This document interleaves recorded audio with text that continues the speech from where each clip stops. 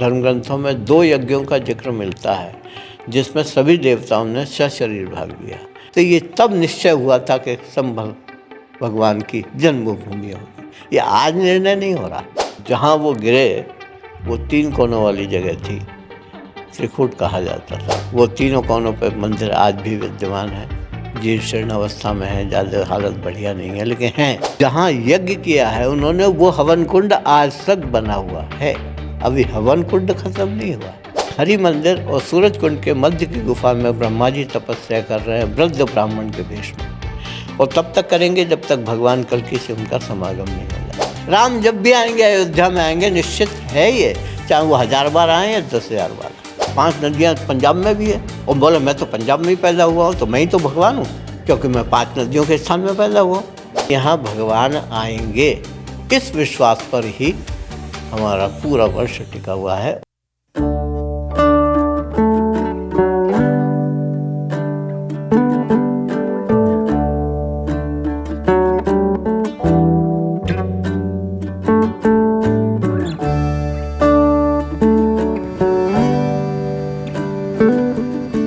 हम इस समय संभल में जो प्राचीन भगवान श्री कल्कि का मंदिर जो मौजूद है, जहाँ पर पूजा निरंतर चल रही है, वहाँ पर मौजूद हैं। और हमारे साथ आचार्य जी हैं मंदिर के, जो मंदिर की सेवा में रहते हैं, भगवान की सेवा में रहते हैं। हम उनसे बात करेंगे।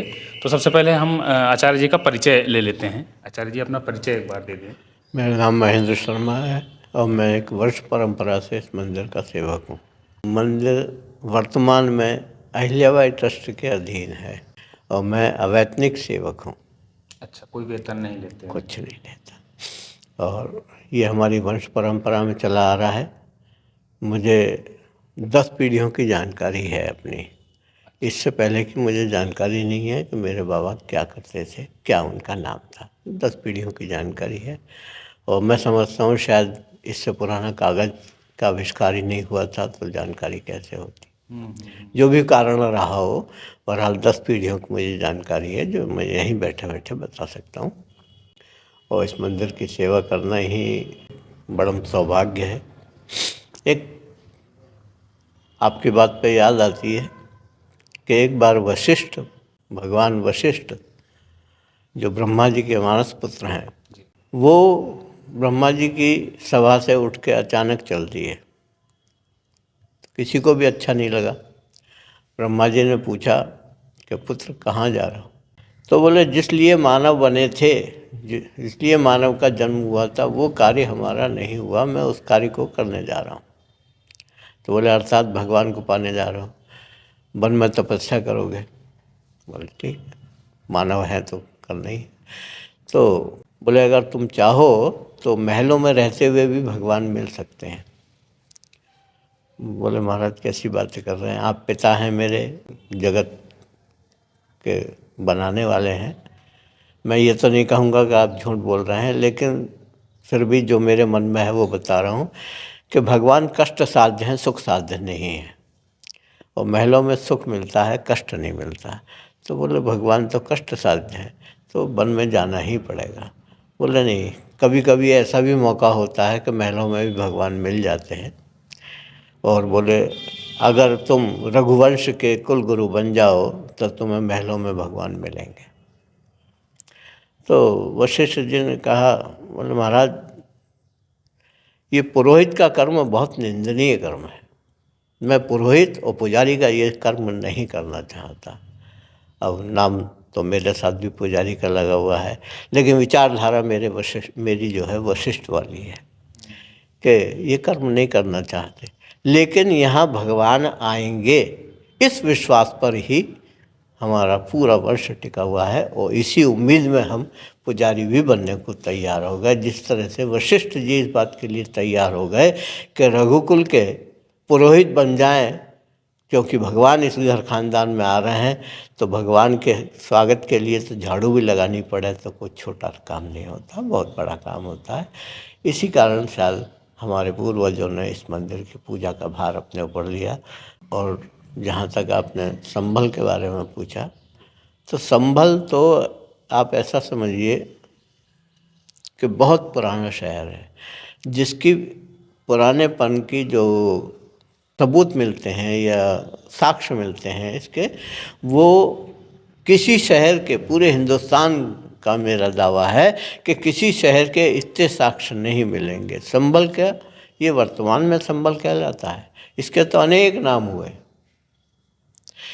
बहुत समय तक इसका नाम सिर्फ हरि मंदिर ही था, पूरे संभल को हरि मंदिर कहा जाता था। कभी इसे त्रिकूट के नाम से जाना गया, कभी इसका नाम सत्यव्रत हुआ, कभी महतगिरी हुआ, कभी पिंगल कहा गया, अभी मायावती जी के ज़माने में इसका नाम भीमनगर हो गया था। तो संभल के अनेक नाम हुए हैं जो हमारे धर्म ग्रंथों में इसमें इसके नाम है। तो इसमें कहा जाता है कि सतयुग में इसका नाम सत्यव्रत था, त्रेता में इसे महतगिरी कहते थे, द्वापर में इसे पिंगल कहते थे और कलयुग में इसे संभल कहते हैं। संभल अपभ्रंश है, इसका नाम है शंभुवालय, शंभु प्लस आलय। शंभु प्लस आलय का अर्थ बनता है भगवान शिव का घर, आलय माने घर। अब ये शिव का घर कैसे हो सकता है? ये एक जो खोजी व्यक्ति होते हैं वो ढूंढते हैं कि भाई इसको शंभु आलय क्यों कहा गया या इसको सदाव्रत क्यों कहा गया, इसका नाम महतगिरी क्यों पड़ा। हर चीज़ के पीछे कोई ना कोई कारण होता है। कहते हैं ना, जहाँ प्रश्न है वहीं उत्तर है। अगर हम उन चीज़ों को ढूंढें तो संभल, जैसे मैंने नाम के हिसाब से बताया, अब आप थोड़ा सा विचार करें तो हिंदुस्तान के किसी शहर के इतने नाम बता दीजिए जितने संभल के। जहाँ सतयुग तक के नाम मैं बता रहा हूँ कि सतयुग में सत्यव्रत था इसका नाम। सत्यव्रत से पहले इसका नाम सत्यव्रत पड़ा, तो सत्यव्रत क्यों पड़ा?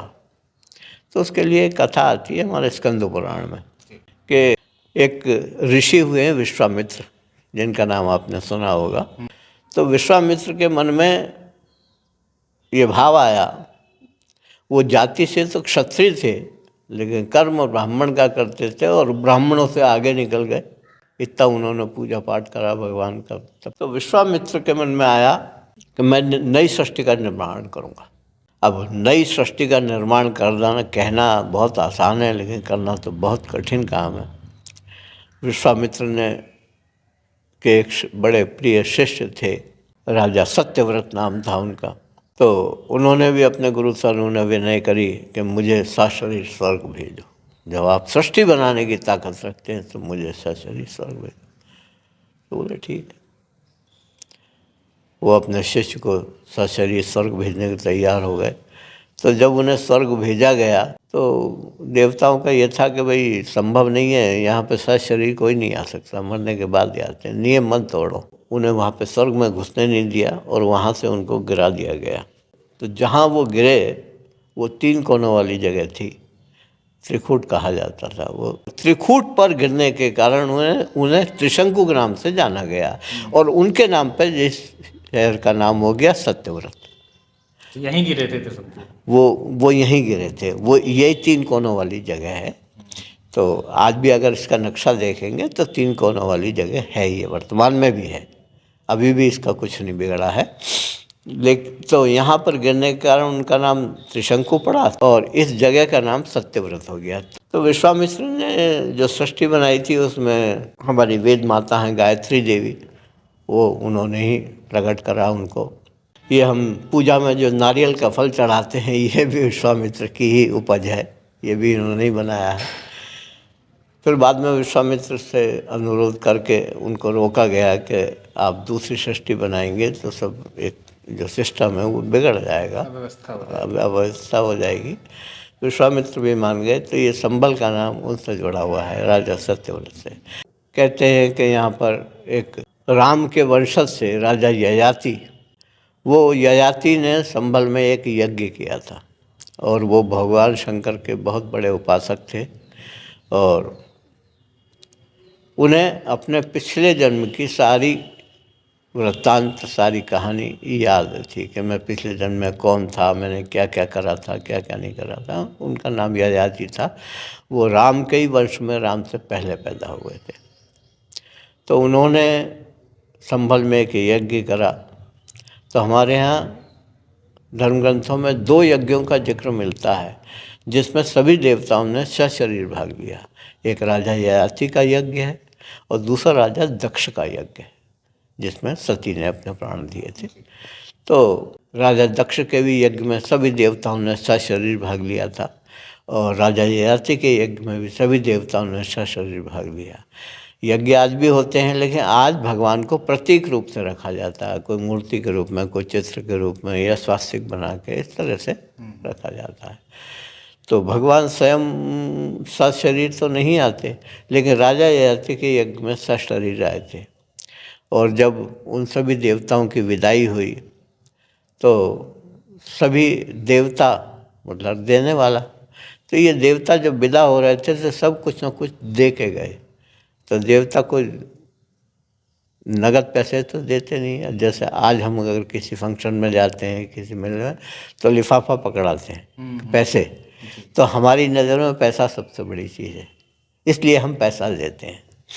लेकिन उस समय में पैसा बड़ी चीज़ नहीं था, बल्कि आशीर्वाद बड़ी चीज़ था, कि अगर आशीर्वाद दे दिया तो सभी देवता आशीर्वाद दे के गए थे, जिसमें से शिव का आशीर्वाद ये था कि ये नगरी मेरे नाम से जानी जाएगी और मैं ही इसका रक्षक रहूँगा, और इसके तीनों कोनों पर मेरे मंदिर रहेंगे।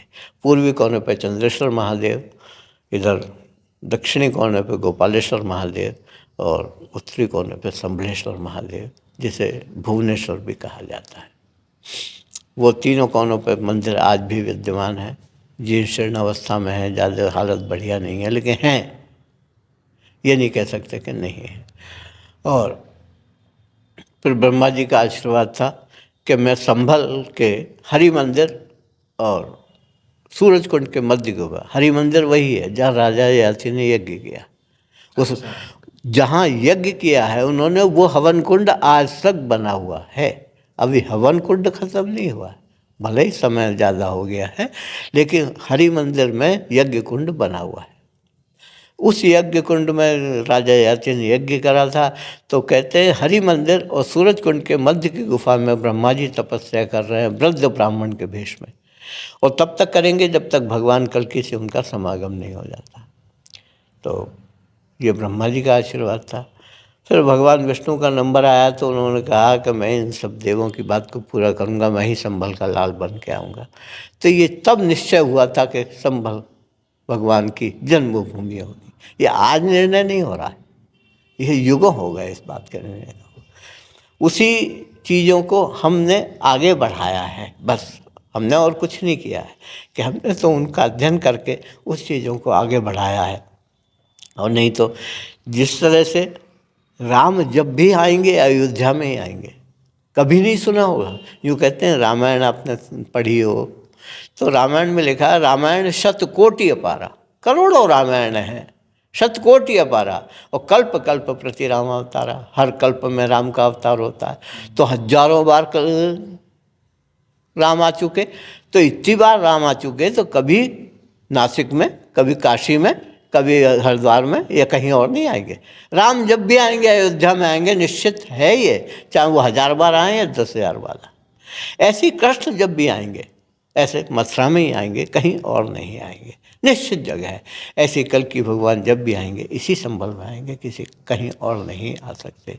तो ये भ्रांतियाँ तो लोग बाग दिमाग से अपने निकाल दें कि कल्कि भगवान कहीं और आ सकते हैं। हाँ, लोग बाग धर्म ग्रंथों के अर्थ को तोड़ मरोड़ के, वो कोई शब्द खा के, कोई शब्द जोड़ के उसका अर्थ का अनर्थ लगा देते हैं। जैसे उदाहरण के तौर पर कहता हूँ कि जिस संबल में भगवान कल्कि का जन्म होगा वो 5 नदियों का स्थान होगा, ठीक है। अब किसी ने जोड़ दिया कि 5 नदियाँ पंजाब में भी है, और बोले मैं तो पंजाब में ही पैदा हुआ हूँ, तो मैं ही तो भगवान हूँ, क्योंकि मैं 5 नदियों के स्थान में पैदा हुआ हूँ। तो कहीं का अर्थ कहीं जोड़ के वो कुछ का कुछ और बना देते हैं लोग बात।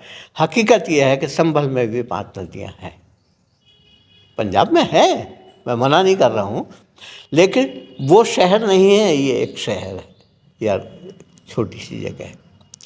तो ऐसे ही भगवान कल्कि का ये जन्म स्थली है, और यहाँ भगवान कल्कि जब भी आएंगे धराधाम पे भगवान कल्कि का अवतार होगा, इसी संभल में होगा, ये निश्चित है, इसमें कोई संशय नहीं है।